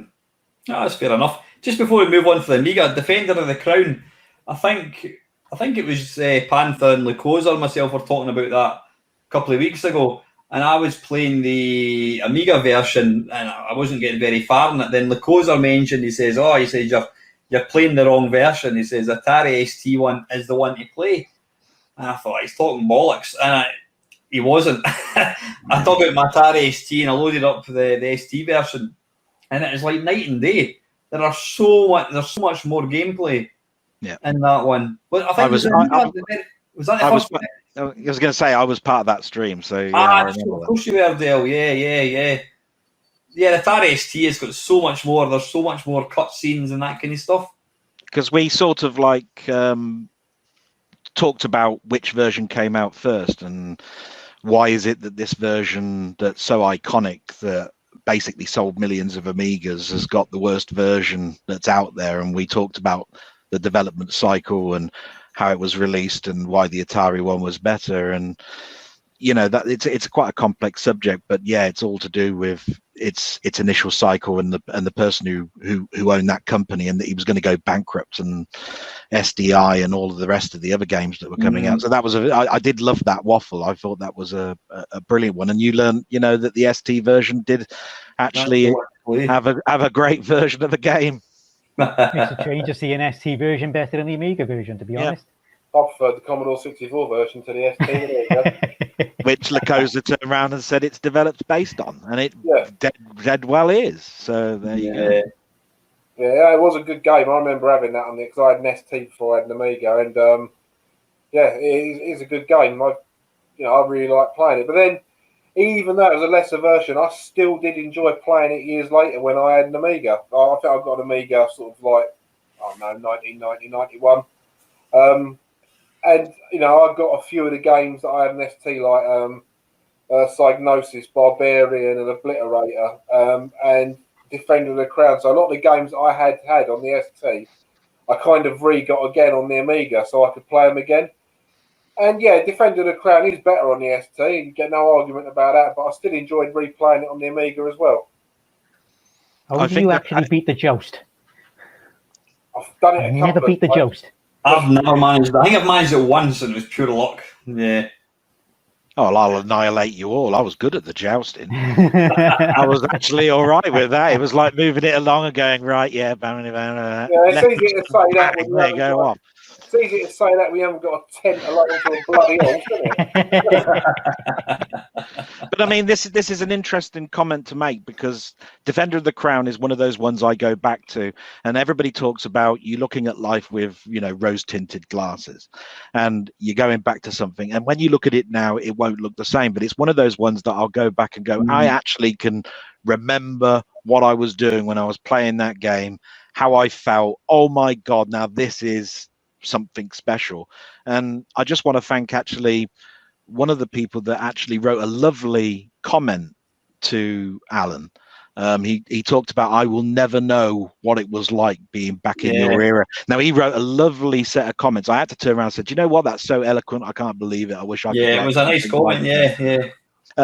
But if you really want to, you know, I'm pretty sure that person would be the type of person that if you sat them down and said, right, this is an old phone ring dial, and I want you now to dial the number of a mobile phone on it, they'd look at it and go, what was this? Because I saw a video that made me laugh. It was two teenagers who were going there, and they dialed one once, put it up and said, it's not working. They're not knowing that it has to go all the way around, and then you do 7 and it goes back, and then you go 7, it goes back, all of that sort of stuff. Totally blew their minds, going, you had to use that to make a phone call? When it used to be in our hall. You've just come up with an idea. If there's anyone out there watching that can write apps, I would love an app for that, and it just comes up with a rotary dial. That would be so cool. It probably is one. It probably exists. Hello, 999. No, it's too late, mate. Sorry, he's dead. Yeah, that's right. I'm gonna have a look on the Play Store, because there's plenty. There's plenty. You'd be dead in America, though. You'd be dead in America, though, wouldn't you? Because 9, if I remember rightly, was right there, and you went 999. But if it's 911, it's like 911. You would be dead. You know, it's like 999 is the long distance over here anyway. Yeah, it was the longest. Well, apart from 0, wasn't it? Yeah. And now it. Oh, blimey. Old phone rotary dialer for you, Naveen. Is that actually... if you put rotary dialer in the Google Play Store, there's a load of them. So I'm still going to download that. That's my In fact, when you think nowadays, if my daughter to stop her using the phone too much, you put a block on her account. Back in 1977, you put this thing in, and it had a lock, and it physically stopped you turning the dial. I was only 5 in 1977. It's all right, you can tell 111.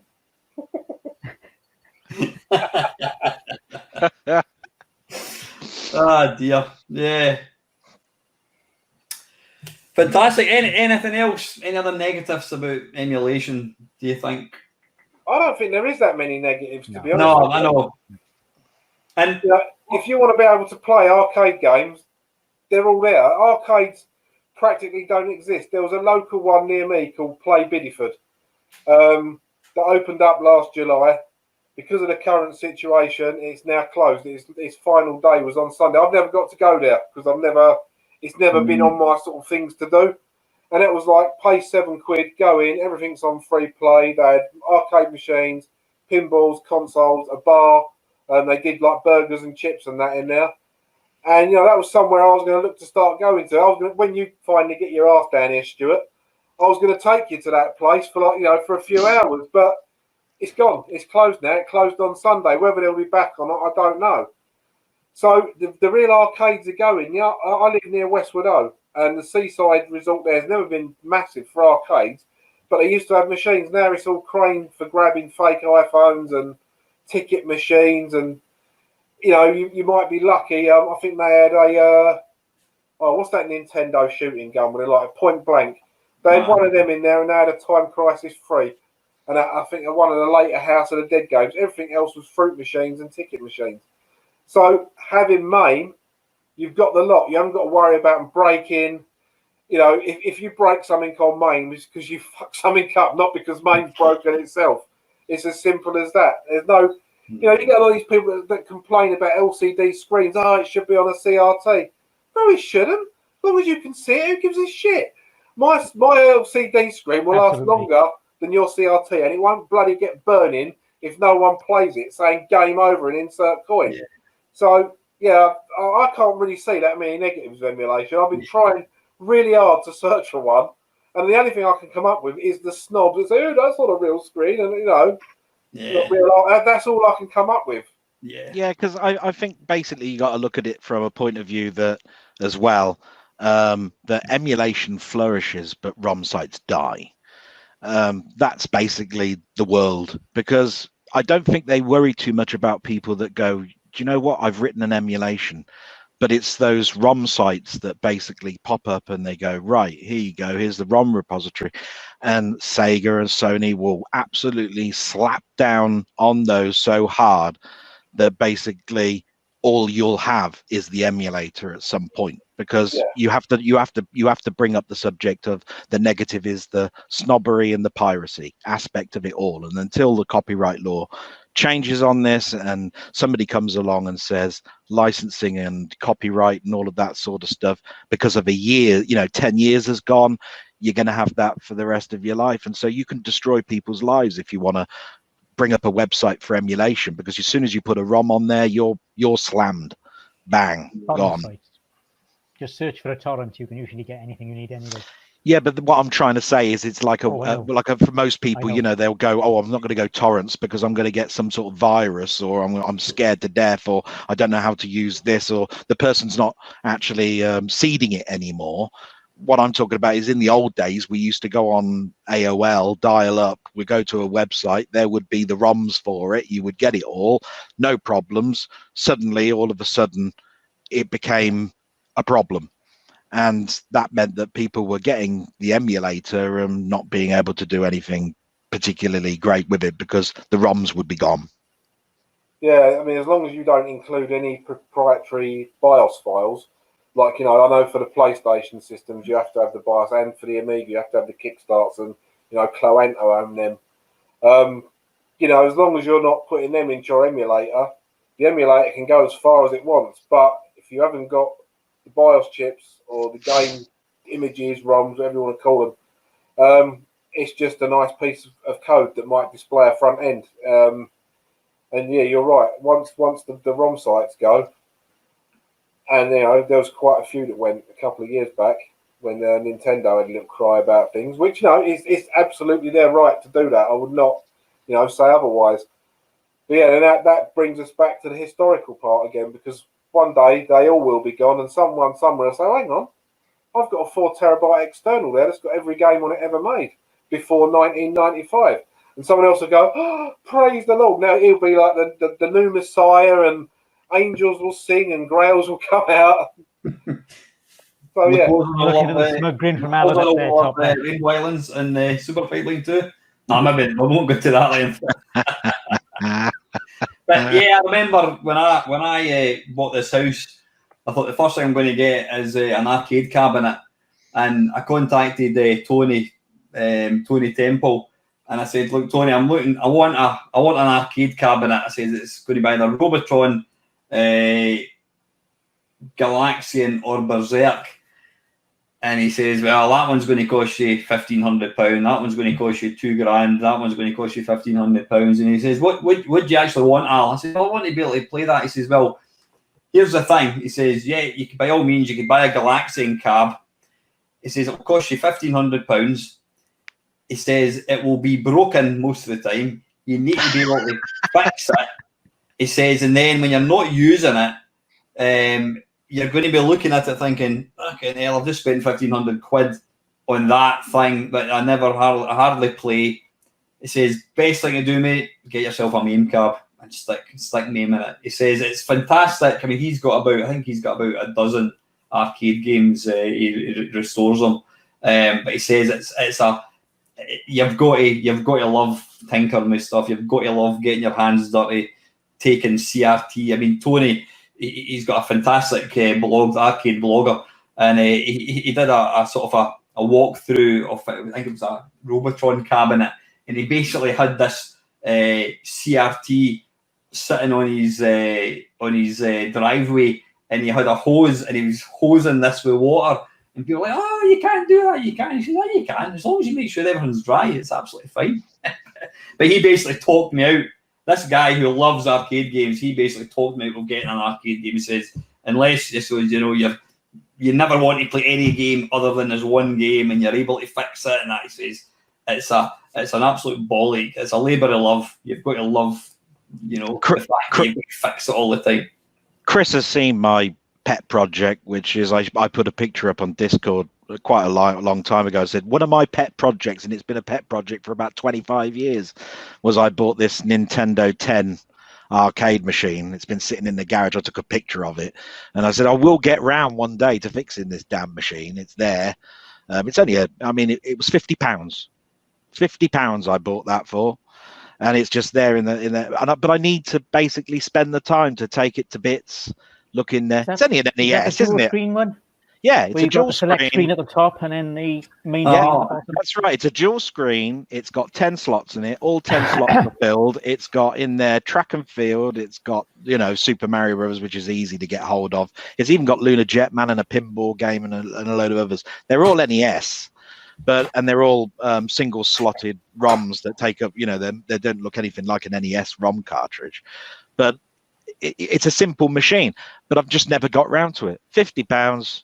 And I just need to fix it, but they just never got round to it. I've got some good news on the arcade front.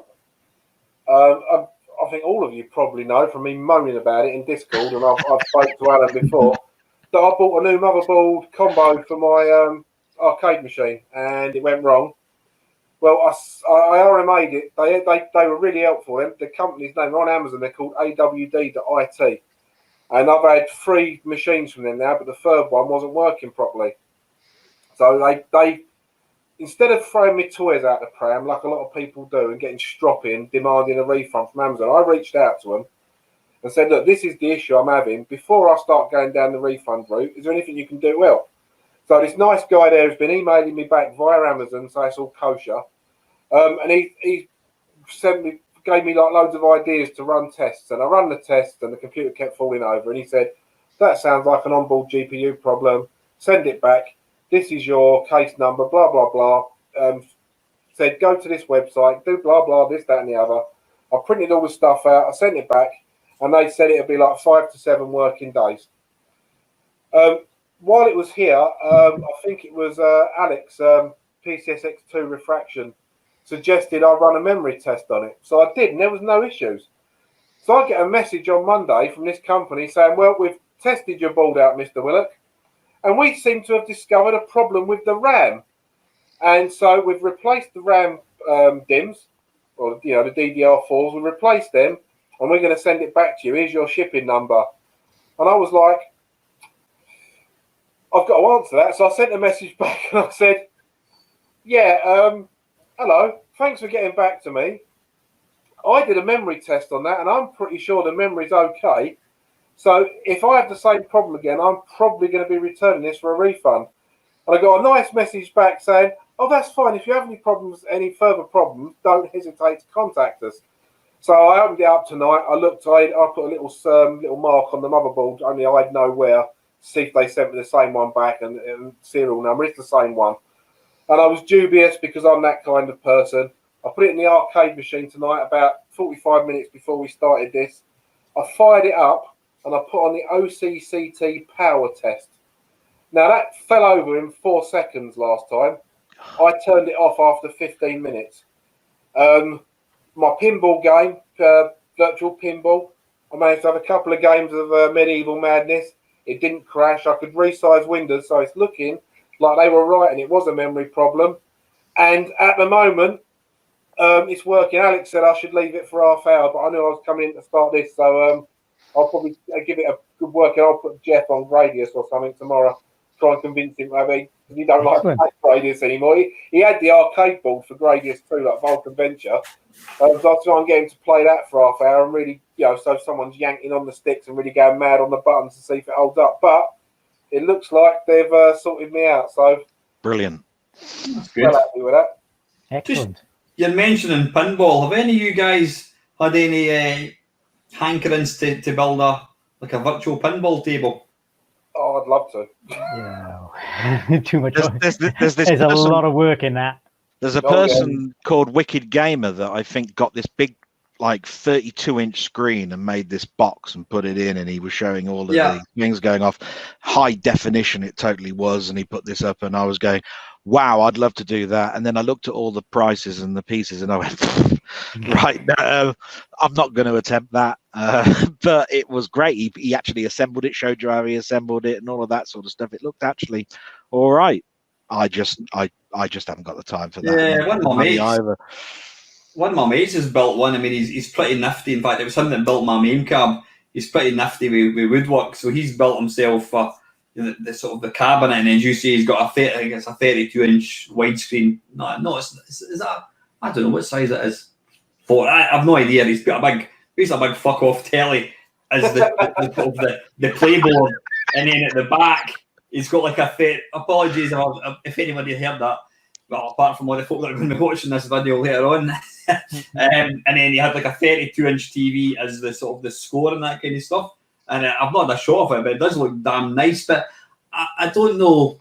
I mean, emulating Galaxian, for all intents and purposes, you've got exactly the same experience.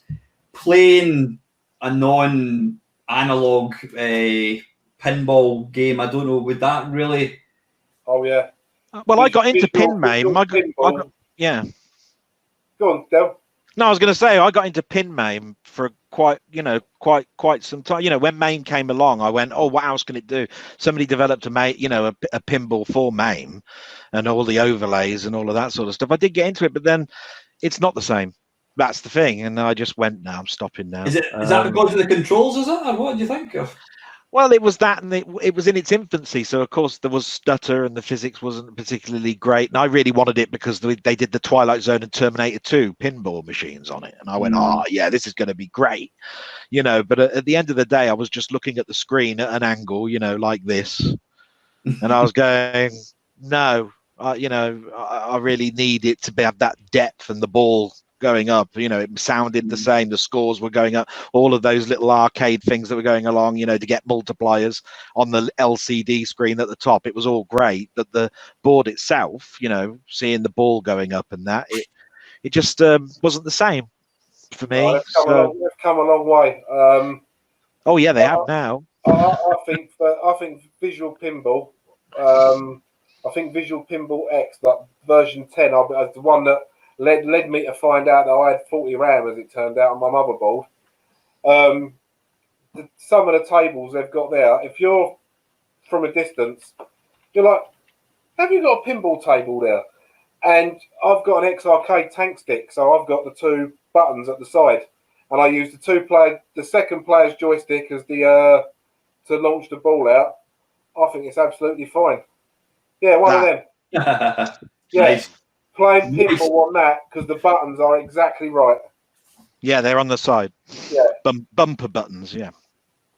Yeah, no, I think it's fine. But I used to really like Pinball Fantasies on the Amiga and David's Midnight Magic on the Commodore 64 and stuff like that. So I've always liked pinball games.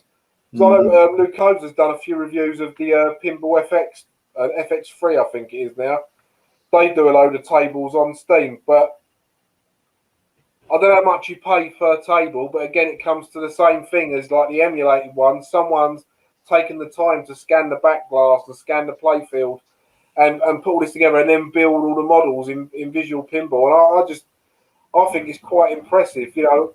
to have the DMD, little LED screen, up with all the scores and everything. And like mine, I think you press end on the keyboard, and it's the equivalent of opening the door up on the end of the pinball where you put the coins in, and you can top about with the settings, make it easier, difficult, turn the sound up. For an emulation tinkerer like me, because I love messing about with the software, it's another one like mine. It's a dream come true to get it just right how you want it to. It takes a lot of faffing about. It's a faff I like. Mm-hmm. Yeah, I mean, like I said, pin MAME was something that I first got introduced. It was like, I've got MAME now. 2001, 2002 came along, and I just heard of, you can now emulate pinball machines. MAME can do fruit machines. I mean, there's tons of things that are in there. All I was getting at was it was in its infancy back then. You go to Wicked Gamer and you see how it is now, and you go, yeah, I want to go back to that now, but it's just so expensive for me to do a 32-inch screen with a, I just haven't got to do that now. Like 3 tellies and a computer, mate. That's all you need. Bit of buttons. Are you guys actually fans of pinball? Have you ever go to any of these retro events where you can make a beeline for the pinball? I've never been to a retro event other than the 8-Bit Symphony, mate. So I was going this year. Hey? Were you? I was going this year. What one, Colin? What one are you going to? Well, I'd already gone put for digitized, and not really, but I did plan to go to Blackpool. Oh, really? I would have seen you there had I been there. Yeah. I went to a pinball museum when I went to America. I went to where was it? It was Arizona. I think it was Phoenix, Arizona. They had a pinball museum there, and I went on some of the early machines, the Gottliebs and the Bally's. There was a Spider-Man pinball machine there, and that was quite good. There was a Rocky one in there as well. It was fun. I haven't been to one in Britain, no. Well, we definitely, once things settle down, we definitely need to have a main Meister hit the road tour and meet up at one of these things, I think. Yep. Sounds good to me. Definitely. I don't think I'm actually that far, because you mentioned Porth Call earlier on, Colin, and I used to go there quite a lot because I used to, my nan, sorry, other guys, just for a second, my nan was evacuated during World War II to South Wales, and her friend lived in Cefn Cribwa, right near Bridgend. Yeah. So we used to stay there when we was kids. I used to go to Porth Call a lot. I used to love Porth Call. And Porth Call now, if I travel 35, 40 minutes to Ilfracombe in North Devon, I can see Porth Call on a clear day from Ilfracombe Harbour. That's it. Carry on. Sorry. I used to go to Barry Island a lot. Yeah, been to Barry. Did any of you? I'm just thinking about something that happened to me. Did any of you guys anything happen like back in the 80s? With arcade machines, or whatever, and you kind of wish you could go back in time. I know. I mean, the one for me was it was, I don't know what year it was, probably 1986. No, in fact, I would be. I could pass my driving test, and I think I had all in my dad's car, and me and a couple of mates were going to go to this place called Burnt Island. It was like an arcade place over in Fife. And as we were driving there, we bloody passed a Galaxian arcade machine lying at the side of the road. And instead of stopping and trying to put it in the back of the car, we're just like, bloody hell, look at that. Because back in 1986, who wanted to play Galaxian? You wanted to play the latest games. And it sounds crazy now, thinking back, it's like, bloody hell. But if that had been now, I would have gone back. I'd gone to the nearest Arnold Clark or self-drive hire place, hired a bloody transit van. I would have put the machine into the back of it and brought it home. But back in 1986, who wanted an old arcade game? Madness. Anyway, the cabinet itself is worth a lot these days. What's that? Even just the wooden cabinet itself is worth a bit these days. Yeah. I mean, my experiences of arcade machines actually really started off really what I could get, and we used to have a traveling fair. It used to come every year. That was to me where all the arcade machines. My nan used to take me down there, and she'd want to go on the telly bingo. You know what I mean? You remember telly bingo with the little slots that you go to the side and you win. And I didn't like all that hook the duck and everything. And I remember going into the arcades, and there was one machine there that I just wanted to play all the time. And it's the worst probably game that you've ever come across. It was Ring King. Now, if you've ever bring up MAME and you play rinking, you'll know it's just two little fighters and they just go whack-a-whack like this at each other, and then they spin. It's not Punch-Out. Punch-Out looks absolutely amazing. Rinking is like nothing. But I couldn't wait to get 10p's off of mine. I want to play rinking, and see how many rounds I could do with this guy. Brilliant. I mean, that was my experience of arcade machines, because we only went to the seaside once a year. So I live in the Midlands, so yeah, you're pretty much. You and I were both the same, mate. Just an interesting thing. Is it just me, or do you guys? If I was to say to you, Commando, you could go. I remember the very first time I played Commando. You'd be able to tell me where it was. Do you guys have these kind of memories where you remember specific certain games? Yeah. Commando was the local video store for me. There's instead of going to Blockbusters, we had these little sort of like smaller video shops that you could go to, and there'd be arcade machines and pool tables at the back, and Commando was there. That's where I played that.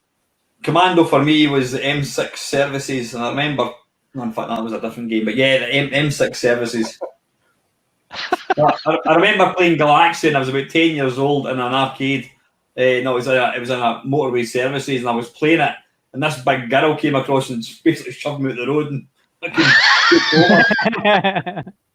bastard. I know the first version of Commando I played was on the Spectrum, but the first one I can actually remember is, for obvious reasons, on the Commodore 64. I didn't play the arcade one until a couple of years later. Because like you two, again, I lived in Enfield, North London, right in the middle of the country. So, there was one arcade, a place called Edmonton, which was a bit of a dive. And you're talking about going back in time. I'd like to go back in time as an adult and belt the 14-year-old that mugged me when I was 12 and nicked a couple of quid off me. But yeah, that's another story altogether. But yeah, because of things like that, I didn't really tend to go to the arcades unless like the fair come round, the same as Del was saying. Yeah. Arcades for me were mostly holidays. There was one in the centre, but that was more of a place to be avoided most of the time because it was a bit rough in there. And I mean, they would push you off and nick your money and that sort of thing, so it was no good there. But most of my arcade game experience back then was when they were in chip shops, they were in laundrettes, and of course you grew up then, and they were in the pubs, and that's where most of mine were for the day. But yeah, I remember certain games in certain arcades that I've only seen in one place. For instance, there was a Star Rider, the Laserdisc game by Williams. That was it, only ever in Swansea I saw that. That was probably the best Laserdisc game. Dragon's Lair and Astron Belt, the first Laserdisc games, they were in the services on the way back from a London trip. Oh, it's things like that, yeah. Yeah, our local chip shop, I think, still got a Neo Geo arcade machine. Yeah. An interesting thing talking about chip shops. I did interview him, my mate Jamie, a couple of years ago for a Blind Mates Only. He wrote a game called The Wicked Father on the Atari 2600. But he actually went in a chip. It was his local chip shop about maybe 10 years ago, and he said he was getting served. He happened to kind of look back. I think there was a room through the back, and he said to the guy, "Is that an arcade game?" And he went, "Yeah, it's got it plays different games." He says, "Never use it." And he went, "Would you be interested in selling it?" He went, Why, whatever. His name a price, and he went, £1. Man, that'll do. Got this arcade machine for £1, and I think it's still worked, you know what I mean? But I think he's put name into it, But yeah, I suppose it's when you think back, it seems crazy now when you see pictures of like arcade games getting destroyed. But back then there were arcade machines. I mean, there was obviously fruit machines, and then arcade pinball games came along.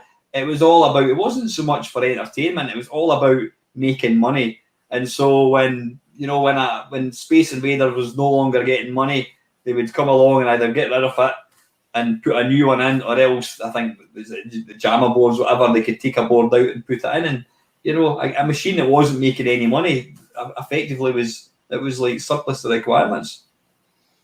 Yeah, you can understand it really. I mean, this is why things become collectible, because the main majority of them get destroyed, scrapped, because they're no longer commercially viable.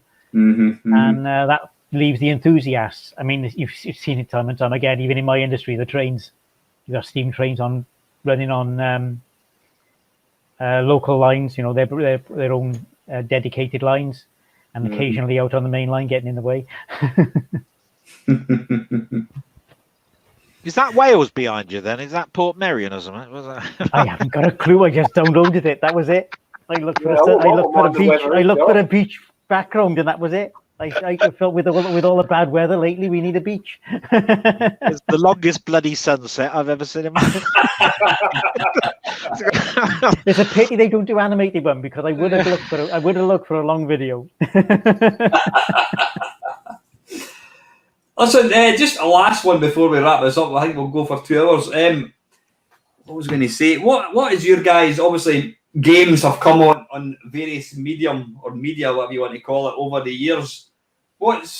Colin? Start off with you. What is your favourite games medium, and why would you say? What's your least favourite and your most favourite? My least favourite is the original tape, just because of the length. Before turbo loaders, okay, music and intros made them interesting, but the original tape loaders, which took 15 minutes, you were just sat there, and then you got an error. Oh no, that's my worst. My favourite is actually the new ones, the memory cards, even over digital downloads, because you can shove stuff on a memory card, slot it into one system, into another system. Is totally portable, even when you're not online. So yeah, memory cards is my favourite at the moment. Panther? Exactly the same answer as Colin. Although my difference with a tape would be how easy it could be to chew them up, or the slightest bit of damage, and then the heads wouldn't read them anymore. But other than that, yeah, SD cards all the way. I've exactly the same answer. I've got nothing to add. It's pretty much word for word what I would have said. I suppose I could say the same, but I'm a bit of an old fogey, you see, so I sort of reminisce, and basically I would say the same, only I actually think that my favourite was probably the 5 1/4 inch floppy disk. That's because I made so much money at school from it, because I used to just take a little notch off the other side, make it double sided, and I'd charge people 50 pence for that, and I'd be going, there you go. So I've got lots of sort of like rose tinted glasses when I look at 5 1/4 inch floppies, but other people will turn around and say, what a bloody awful system that was. And SD cards, yeah, are the best. But I look at things like from the past and just get a bit whimsical about it all, I suppose. See where the nicknames come from now, then.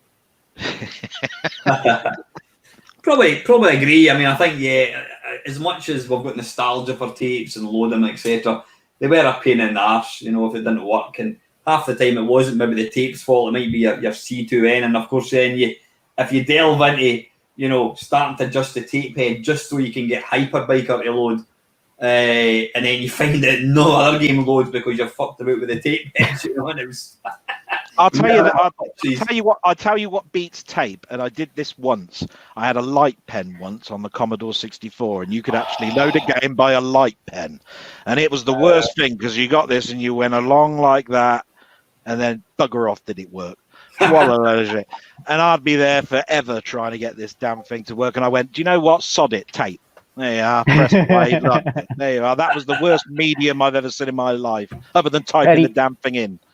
Petty Fractic did a good April Fool on one of them, was it? Yeah. Oh yes, I saw that. Yeah, he blew up his Commodore 64. Yeah. I've got a question. Go on, tell him about Petty Fractic first. Oh, it was an April Fool. It was. He did this. He said this game will destroy your computer, and he actually put it in, and there was sparks come out the bloody joystick port as he was doing it. And then it's just an April Fool. It was. Yeah. Because there's an input chip, and they said that basically you can blow it up. Yeah. Yeah, I think my favourite medium, I mean, SD card's good. I like the old-fashioned cartridges. There's nothing more satisfying than getting a cartridge and ramming it into the slot, and you know what I mean, and instant loading, fantastic.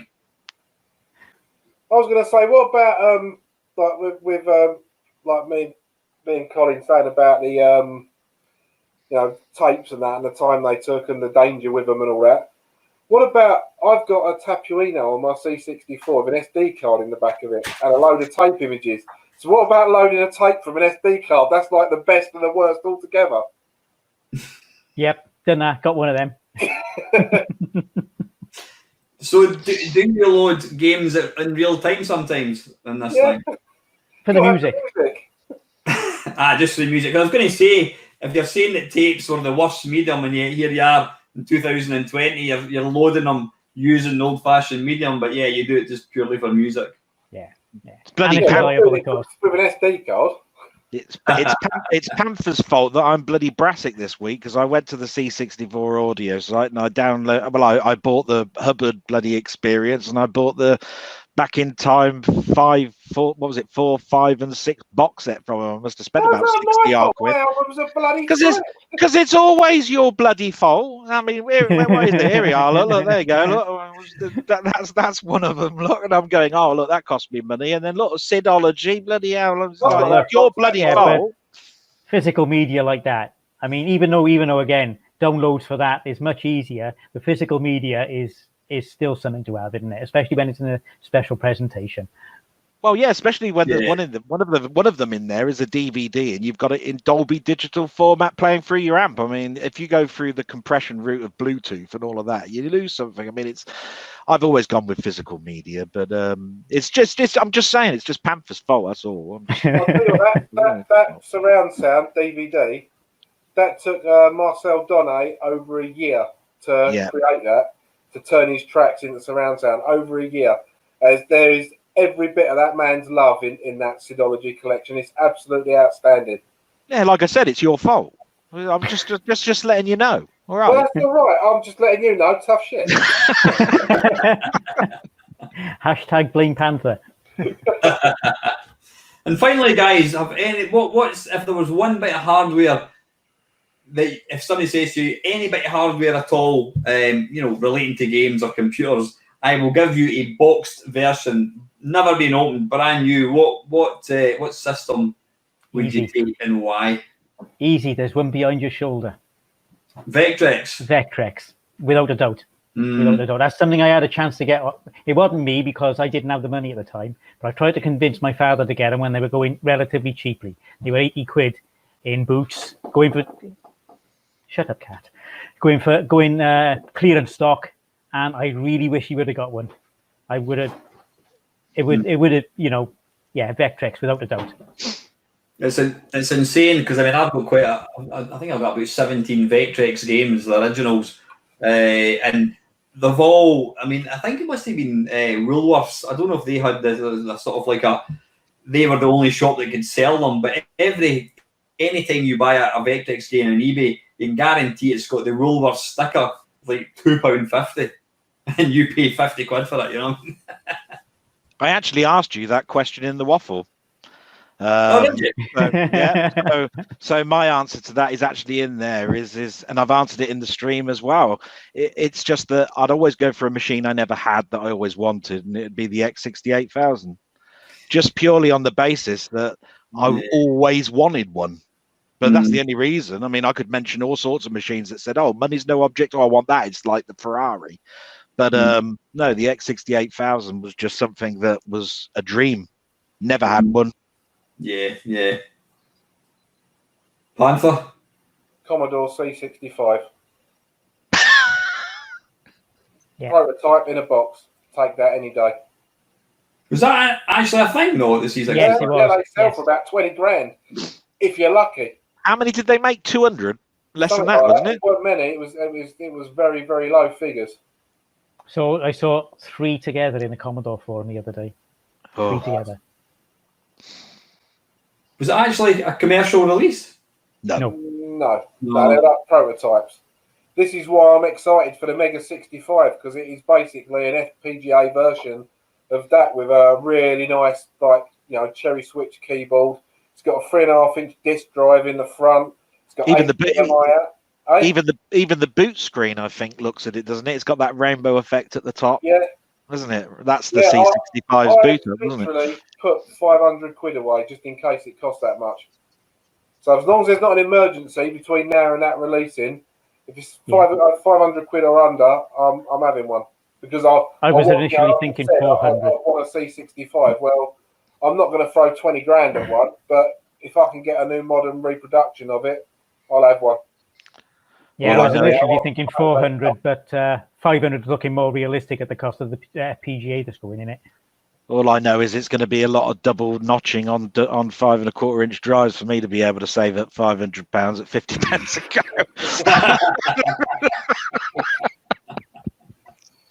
Only 1,000. Thanks for that. Yeah, I've got to find 1,000 of them and people who have got them. No, that's probably my fault as well, isn't it? Yeah, it's your fault. Yeah. But listen, guys, that's we're just coming up to literally the 2 hours. So, listen, thank you very, very much for joining me tonight. It's been a hoot as always. Hopefully, the people. Brave not doing any questions, isn't you? What's that? I said you're brave not answering questions in your Yeah, waffle. I know that. I know that. I think I'll need to use them for next week. I was Bill Boy's question, didn't we? I was going to say, does that mean, Alan, that we're going to see an actual Friday Waffle? Yeah. Okay. So you've got to still record another one now. No, this is this week's Friday Waffle, but I will need to do one. Okay. I will need to get back to normal for next week. Yeah. So anyway, listen, guys. As I said, thanks very, very much for joining me tonight. I hope everybody enjoys it. The waffle.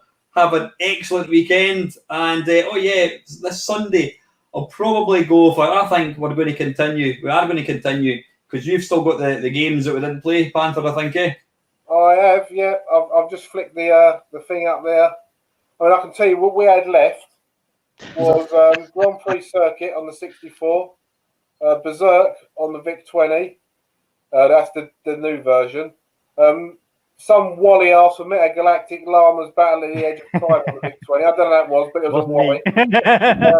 Kicks on the arcade, Bop and Rumble on the 64, Panther on the C64, and Squeak on the Amiga. And that's when I stopped typing them in because I thought there's no way we're going to get through them all.